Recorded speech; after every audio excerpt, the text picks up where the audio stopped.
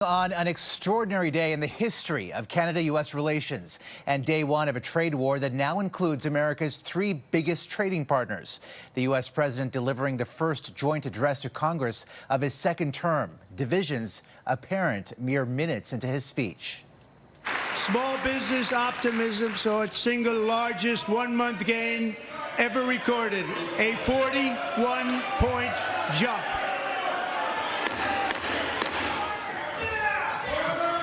Members are directed to uphold and maintain decorum in the House and to cease any further disruptions.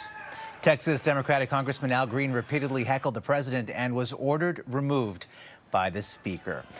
CTV's Judy Trinh joins me now from Washington. And Judy, Donald Trump taking shots at Joe Biden, recapping many of the executive orders he signed and insisting that America was back despite a crushing day on the markets and warnings his tariffs will hurt Americans. But he doubled down on those tariffs tonight. What did he say?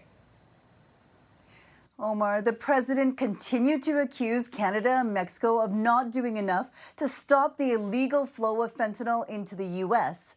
That's the reason he was using to justify the tariffs, which also are managing to drive manufacturing back to the U.S. Then the president listed another bunch of countries that could be targeted.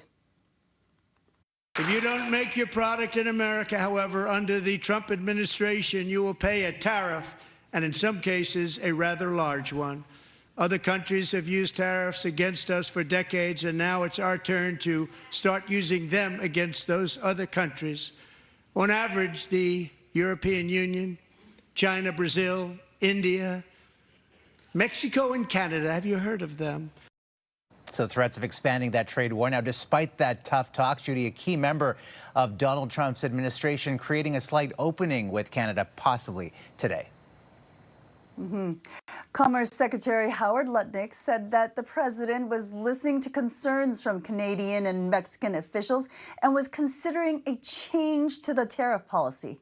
Take a listen. The president's listening because, you know, he's very, very fair and very reasonable. So I think he's going to work something out with them. It's not going to be a pause, none of that pause stuff. But I think he's going to figure out, you do more, and I'll meet you in the middle some way. Before the U.S. launched its trade war, they didn't have any communications with us, any of us. And there are many, many of us that were in contact with the Trump administration until then.